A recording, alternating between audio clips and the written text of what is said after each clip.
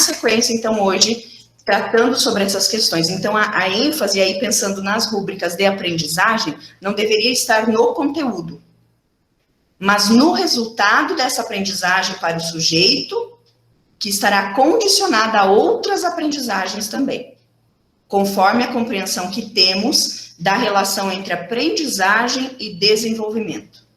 E aí, para além disso, as rúbricas nos fazem pensar sobre isso quando nós olhamos para aquele documento e nos chama a atenção, mas o jeito de ensinar também, né, que está muito focado no conteúdo, conforme a compreensão que temos da relação entre aprendizagem e desenvolvimento. Agora, pensando nas rúbricas de aprendizagem, pensando também que nós precisamos não dar tanta ênfase no conteúdo, mas no resultado das aprendizagens para o sujeito, nesses resultados que ele tem obtido. Isso confronta, de alguma forma, conflita com a base teórica da PPC, da nossa proposta curricular? E aí eu gostaria de ouvi-los. O que parece para vocês? Já tendo um primeiro contato com as rúbricas, né? Certamente vocês estão ventilando essas discussões com os grupos de vocês, e eles também estão falando sobre isso.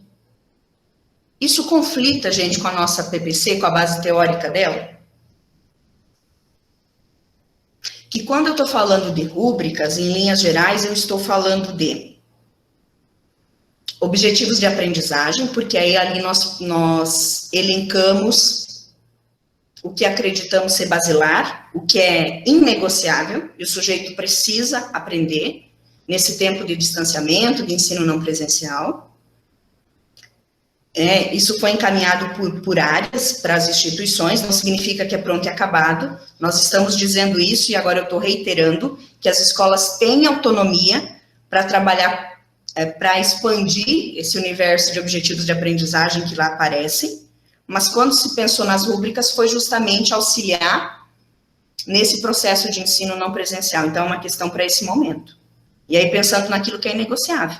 Então, se nós olharmos para a língua portuguesa, para a matemática, para a geografia, para as ciências, que está se organizando, educação física, arte, o que tem ali é o que é inegociável, que o sujeito precisa aprender. E se nós pensarmos nessa questão de uma necessidade de reorganização curricular, a rúbrica de aprendizagem, ela tem um contínuo, né? Tanto é que em alguns momentos você percebe no documento aquilo que é necessário para o primeiro, para o segundo, para o terceiro, e que continua sendo inegociável. Então, reorganização curricular. Elencar aquilo que é inegociável para se ensinar, que precisa. Evidentemente, aquilo que é possível para o ensino remoto também. E aí, uma ideia de contínuo, porque nós sabemos que, evidentemente, as crianças terão uma defasagem pela própria característica do ensino remoto, não é porque o professor não está encaminhando, não, é a dificuldade mesmo de não estar com os alunos presencialmente. Isso conflita com a nossa base teórica da PPC? Sim, não e por quê? O que parece para vocês? Conseguindo ver?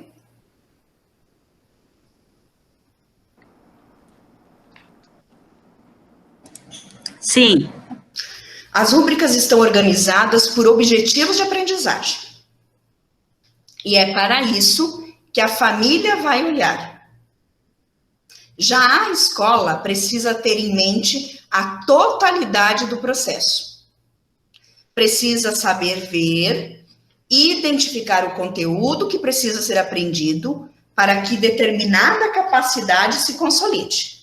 Então, as rúbricas, como a gente já sabe, isso acho que já está bem entendido por todos, elas estão organizadas por objetivos de aprendizagem, que é aquilo que o sujeito precisa aprender. E é para essa questão que a família vai olhar. A família terá esse olhar. Já a escola, ela precisa ter à mente a totalidade desse processo. Ela precisa saber e ver, identificar o conteúdo que precisa ser aprendido para que determinada capacidade se consolide. Então, evidentemente, é uma outra visão e bem mais ampla. Mas isso é uma visão da escola. Já compreendemos que as capacidades não se desenvolvem espontaneamente, mas que estão condicionadas às aprendizagens que faz. E estas estão na dependência do ensino do conteúdo. Então, as capacidades, elas não vão se desenvolver espontaneamente, é evidente. Nós temos que provocar esses sujeitos, e aí a provocação, claro, que está relacionada ao planejamento, ao que eu encaminho por isso, e o que eu quero e espero com aquela atividade, né? E aí nós sabemos que, de repente, um determinado planejamento não favorece ou não provoca a criança a pensar. E aí, tudo bem. Mas a compreensão dessa totalidade se faz importante por parte da escola justamente para isso. E aí, quando eu planejo, pensar o que eu quero com isso, a partir disso, e o que eu estou exigindo da minha criança, do meu aluno. Conversa com o objetivo da aprendizagem, e mais do que isso, conversa para o desenvolvimento dessas capacidades. O ensino pensado a partir do desenvolvimento de competências ou objetivos de aprendizagem precisa levar em conta a forma de ensino. A conjugação desses elementos está, em última instância, a serviço da formação humana discutida na PPC, que é a formação integral. Estas compreensões e discussões poderão sustentar a ideia de contínuo e de reorganização curricular? Como e por quê? Eu vou deixar essa questão, por gentileza, tomem nota para pensar, já a gente conversa um pouquinho, e aí eu vou colocar no chat um vídeo curto, para que vocês assistam, tá? E aí a gente faz como sempre fez, que é fechar o nosso microfone, fechar a câmera e poder assistir. Ele não é a câmera e poder assistir, ele não é longo, como eu disse, tá? Mas vai ajudar a pensar sobre essas questões. E aí, vamos pensar sobre isso. Estas compreensões e discussões poderão sustentar a ideia de contínuo e de reorganização curricular? Né? Se a gente compreende e pensa o ensino, né? Esse desenvolvimento desse ensino a partir de competências, de objetivos de aprendizagem. Eu vou colocar o link aqui, eu gostaria então que vocês assistissem, e aí na sequência a gente volta.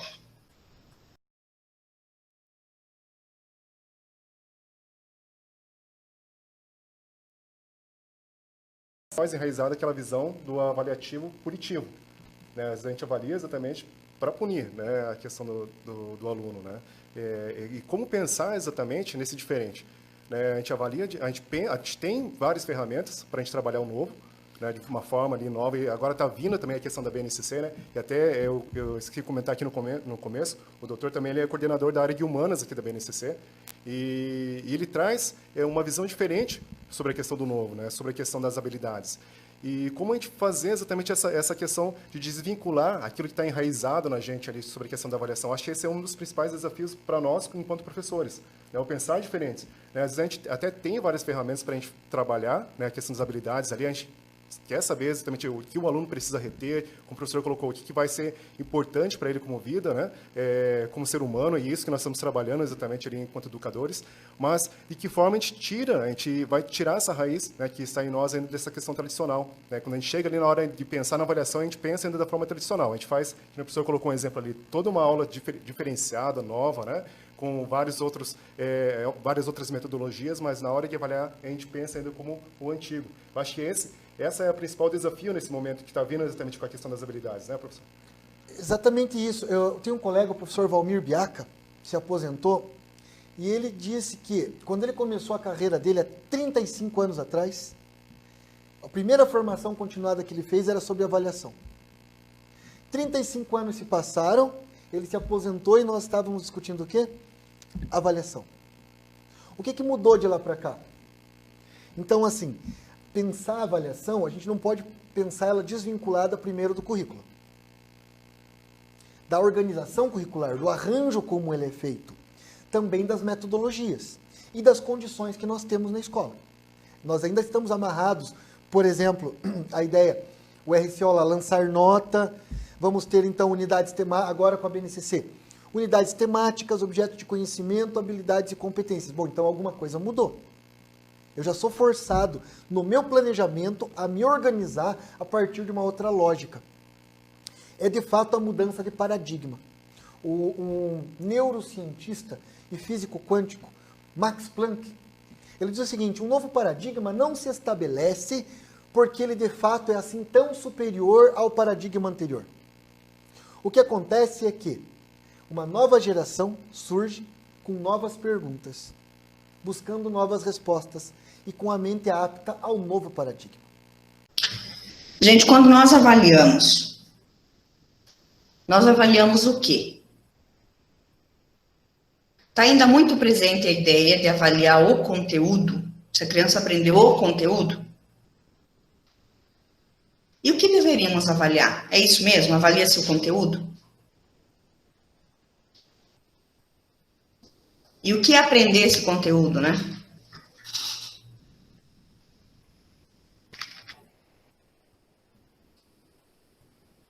E aí ele falou elementos importantes, e aí depois no vídeo da sequência, ele traz inclusive um exemplo da geografia, de dizer dessa questão de passar a observar como que o aluno manifesta essas compreensões. Aquela questão de como utiliza isso na sua vida, sabe? Para que isso lhe serviu? E aí entender que em algum momento, salvo engano, foi no programa de acompanhamento familiar, que uma das pessoas que estava relatando a experiência, ela disse, eu tenho dificuldade para avaliar, mas aí eu vou observando em outros momentos que aquilo que eu trabalhei lá não sei quando, ele me dá uma resposta aqui, que só fez sentido porque ele demonstrou que teve uma compreensão. Então é isso, né? E por vezes, quando nós falamos inclusive de instrumento, e esse poder que alguns instrumentos têm no tom de avaliação, mas de avaliar e de olhar pro conteúdo, que se ele me deu uma resposta e está correta, ok, mas ele não consegue me explicar essa compreensão, como que chegou até ali, mas para mim é importante isso, ele demonstrar que compreendeu e que colocou isso num resultado. Então, mas é só para a gente pensar e refletir sobre esses momentos importantes, e eu acho que agora mais do que nunca, de que em boa medida, e claro, isso se dá, e eu estou falando de uma profissional que, dentre outras coisas, faz chamadas de vídeo todos os dias, tá? Então, isso é bem importante. Não são muitas horas, porque é um caso específico, é meia hora de aula por dia, mas todos os dias, então ela tem uma rotina. E aí, por isso também que ela pôde dizer, mas eu observei que uma outra questão que eu tinha trabalhado lá na outra semana, ele me deu uma resposta aqui que fez todo sentido. E fez todo sentido porque ele demonstrou compreensão. Eu acredito que não tivesse esses recursos, não estaria falando isso nesse momento. Então, ele vai dizendo para mim, em vários momentos, e eu vou tentando tomar nota, que é para depois conseguir dizer, e minimamente aferir, que compreensões que ele está tendo. E aí ela falou tudo isso e não se apoiou tanto nesse conteúdo, mas sim no uso que ela faz do que está solicitando e ensinando para esse aluno. E tem tanto valor quanto qualquer outra coisa, né? Mas ainda me parece, e isso é histórico, né, gente? Não é uma outra coisa, de valorizar alguns determinados instrumentos, né? E me parece que se eu não tiver isso, qualquer outra observação que é importante, que deveria já estar compreendida por todos nós, né? Que essa avaliação em si, ela é um processo, ela é diária, porque falar sobre isso a gente até fala. Nós falamos que é assim. Nós escrevemos no nosso PPP, que é assim, e quando nós escrevemos, somos nós escola, né? Não é uma outra pessoa. Mas veja que elementos importantes que a Michele traz. Então, observar e olhar para isso, que também são elementos importantíssimos e agora necessários, inclusive, mas aí eu vou inventar nota, né? Se eu olhar para essas questões. Porque outras tantas ele não me devolveu, ou não, enfim, né? Então... isso sim, então em vários momentos também a gente conversa e eu preciso, mas eu vou fechar nota a partir, eu não fiz a avaliação ainda, né, então eu vou mandar pelo Google Forms no tal dia e depois eu consigo fechar nota. Então, até porque nós não tivemos tantos casos, mas a transferência, e como nós, né, mensuramos, tem que ir uma parcial, né, então, e aí eles continuam justificando isso. Não, mas eu não tenho condições de fechar uma parcial porque a prova será só na semana que vem, por exemplo, né. Então, gente, mas do que a gente está falando quando diz que esse processo é contínuo? Que continuidade é essa, né? Não vou inventar nota, eu vou responder a partir do que eu consigo e justificar, que é uma nota parcial e que se deu por intermédio de observações, disso, daquilo, mas me parece que isso ainda nós precisamos caminhar, e é importantíssimo quando nós temos essa clareza, que essas questões precisam sim ser discutidas. E as rubricas, né? Justamente para ajudar, que é para colocar a família nesse processo de poder, para poder ajudar a dizer dessa aprendizagem, né? Estão conseguindo ouvir a Helenice? Sim, então ela colocou essa questão bem importante. Sim, João, acho que pediu a palavra? Isso, aham. Sim. Pessoal, eu queria retomar um pouco do vídeo do que o professor falou no vídeo, do que bem interessante a gente lembrar. As rubricas de aprendizagem, ela tem a ideia de quebrar com esse paradigma. Paradigma número 1, tirar aquela ideia da avaliação ser uma caixa preta que só a escola tem acesso. Sabe aquela caixa preta lá do avião que pouquíssimos têm acesso? Às vezes me parece que a avaliação é bem isso na escola, uma caixa preta que só professor, direção, coordenação tem acesso e entende aquilo. Por vezes nem professor entende, tá bem? Que eu peguei já a ficha de avaliação com um monte de ED do início ao fim, porque nem o professor entendia aquilo. Aí colocou em desenvolvimento. Em desenvolvimento eu também estou, então é fugir do instrumento isso. Mas muda esse paradigma. Tira a avaliação dessa caixa preta aí que só a escola talvez entende. Outro paradigma que quebra, que eu acho interessante, por isso que a gente defende o uso dela, é essa questão dos maiores atribuir nota e ficar por isso mesmo. Fulano é 60 e fica por isso mesmo. Com as rubricas de aprendizagem, o 60 não basta. Com as rubricas de aprendizagem, o 60 vai, mas vai ter que ir junto. É 60 porque domina isso, isso e isso. Os outros 40 ele não conseguiu, porque ainda falta dominar, ainda falta aprender isso, isso e isso. Então, você dá uma clareza maior para o número, que daí o 60 não basta. Então, eu acho que muda muito o paradigma, muda muito o sentido. E outra coisa, Michele, também que é interessante, que eu já superei isso faz tempo. Dar nota por dar nota, eu já dou nota já faz uns 15 anos. Porque se vocês pegarem, aí vocês me corrijam se eu estiver falando besteira, se vocês pegarem o resultado da provinha escrita, soma e tira a média, e tirou o número que for, aprovou ou reprovou, imagine o nosso índice de repetência como seria. Então, nós teríamos que ir superando algumas coisas da prática tradicional aí, que as rubricas de aprendizagem chamam essa reflexão. Então, então, é importante, né, ter essa ideia de totalidade. Aí nós assistimos ao vídeo 4, né? E aí essa compreensão de ensino não pode perder o controle sobre o ensino, que se impõe sistemático, e a partir de conceitos científicos. A forma de conduzir o ensino e o que ensinar para que determinada capacidade ou objetivo de aprendizagem se realize, que são, em última instância, o grande desafio da escola, e precisam ser vistos em sua totalidade pelos agentes educacionais. Não? Então, é isso que nós dizíamos antes, né? Ninguém está dizendo aqui que o conteúdo não é importante, mas aí a escola precisa ter a compreensão quando está falando de conteúdo, e principalmente agora quando eu estou falando com esse olhar, que isso, gente, quem já traz com outro nome é a BNCC, o próprio referencial, que é de nos dizer, observem os objetivos de aprendizagem. Com isso que esse sujeito precisa, é isso que ele precisa estar sabendo, tá? E aí, então, os agentes educacionais precisam ter essa compreensão, que é justamente isso que vai auxiliar no encaminhamento dos trabalhos, tá? E a rúbrica nos chama mais uma vez a atenção para essas questões. As capacidades, competências e habilidades são desenvolvidas na medida em que os nossos objetivos forem atingidos, e não há outro caminho que não a partir do desenvolvimento das funções psicológicas superiores, que requerem a aprendizagem.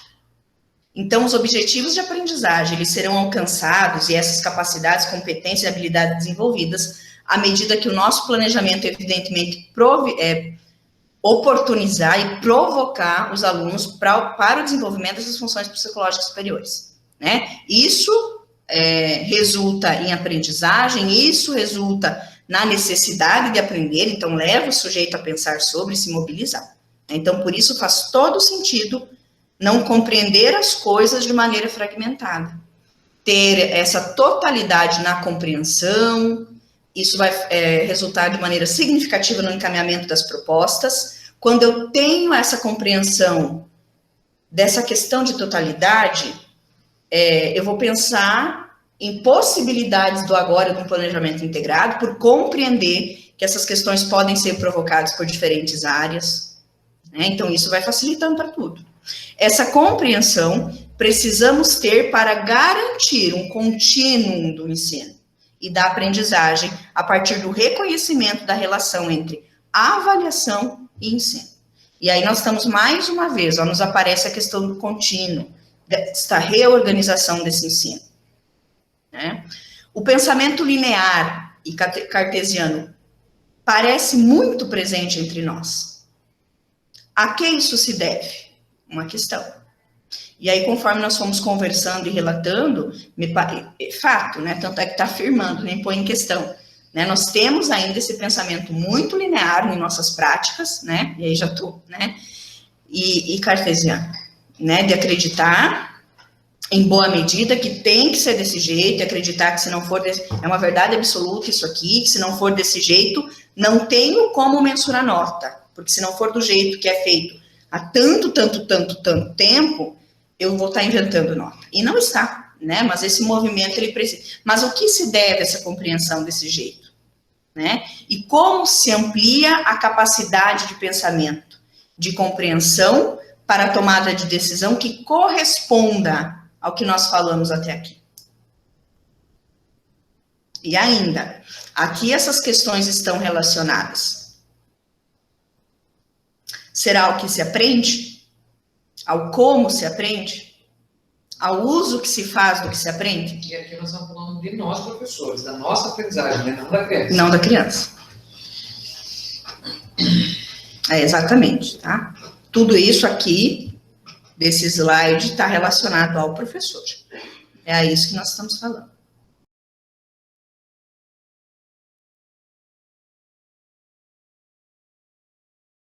O professor com 70 anos que está lá, muitas vezes continua dando aula, conheço professores que continuam dando aula depois de aposentado, continuam aprendendo.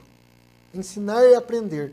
E o aluno também aprende nesse processo de desconstrução. Eu preciso desconstruir para ressignificar. Eu trouxe um slide aqui que traz competências específicas para geografia, para dialogar um pouco aqui com os nossos, com quem está nos observando, que não são só professores de geografia, mas como o convite aqui foi pela equipe técnica de geografia.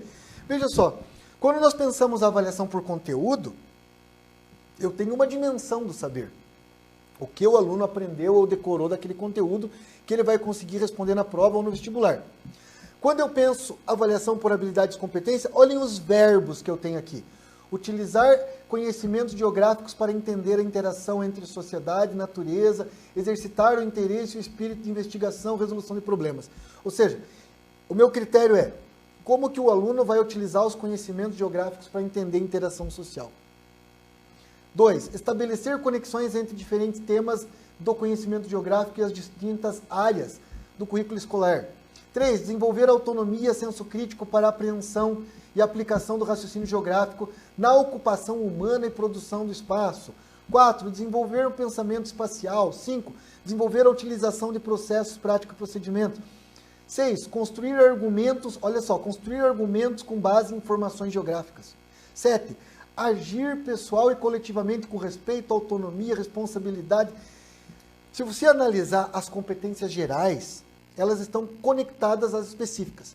E para todos os componentes e todas as áreas, ela traz questões éticas, questões sociais, questões ligadas ao mundo do trabalho, ao protagonismo juvenil, à emancipação humana, que é uma visão incorporada, mas também não descarta, traz também senso crítico, conhecimento científico, aquilo que faz parte da academia, né?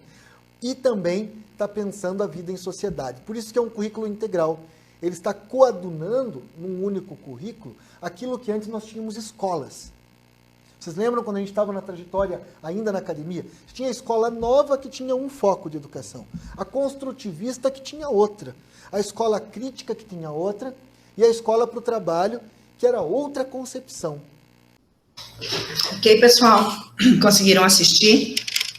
Eu coloquei também, tá? Vocês vão perceber que no último slide dessa continuação de hoje dos estudos estarão os links para esses 2 vídeos curtos, né?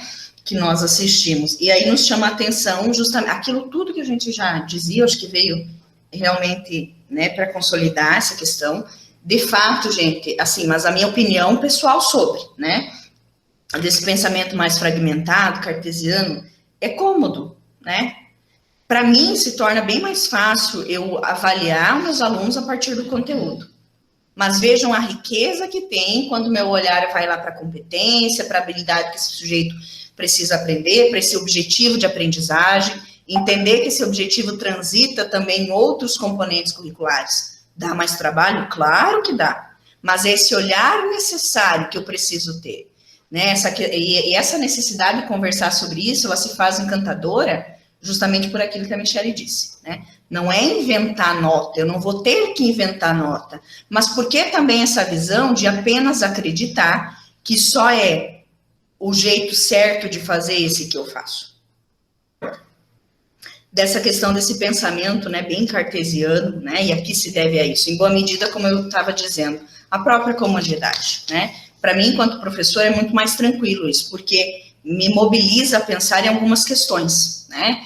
Enquanto essa questão de imbricar outros componentes curriculares, de pensar de um modo diferente por intermédio desses objetivos de aprendizagem, me exigem outras questões enquanto professor, né? E não é uma forma trabalhosa, a gente sabe disso, mas uma forma necessária de se pensar.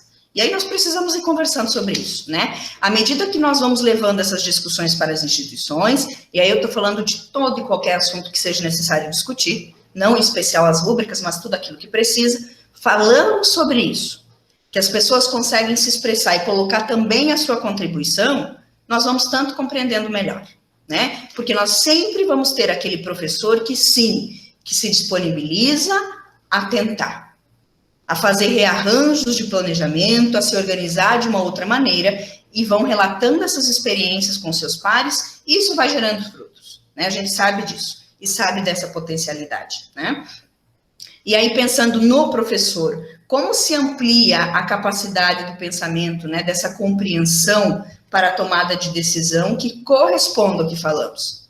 Não que vocês tenham que trabalhar exatamente essas questões, mas são questões interessantíssimas para a gente refletir com o grupo, né? E cada um vai tomando para si, vai respondendo aquilo que lhe cabe. Mas aqui eu estou falando de nós, professores, né? Como ampliar esse pensamento? E é preciso, e é necessário, nesse momento mais do que nunca, tá? Aqui essas questões estão relacionadas, né? Esse jeito sistemático de pensar e de operar, de acreditar que tudo é difícil, essa dificuldade também com o novo, de se mobilizar, fazer de um jeito diferente, até porque eu nasci assim, eu vivi assim, eu fiz assim, eu planejei assim. O que está acontecendo agora? Que estão querendo que eu planeje de um modo diferente? Porque o momento requer, é necessário, né?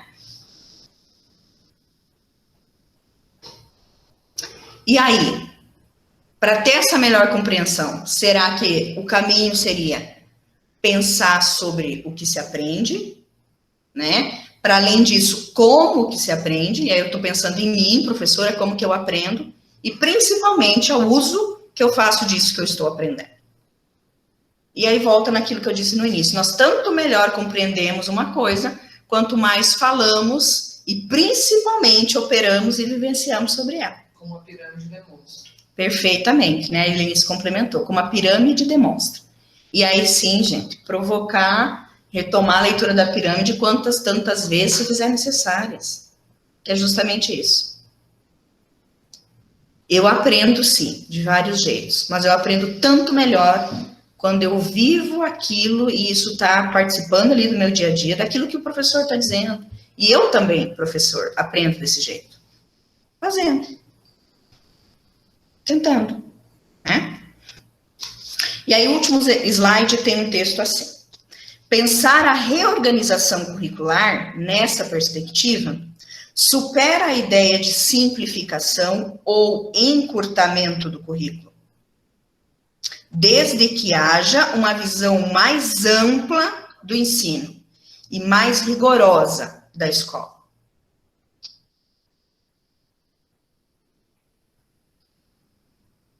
Então, quando nós pensamos nesse rearranjo, que as rubricas de aprendizagem se propõem, inclusive, de pensar nesses objetivos de aprendizagem necessários e inegociáveis, e aí, por vezes, mas isso vai encurtar, meu Deus, estou trabalhando com o mínimo do mínimo?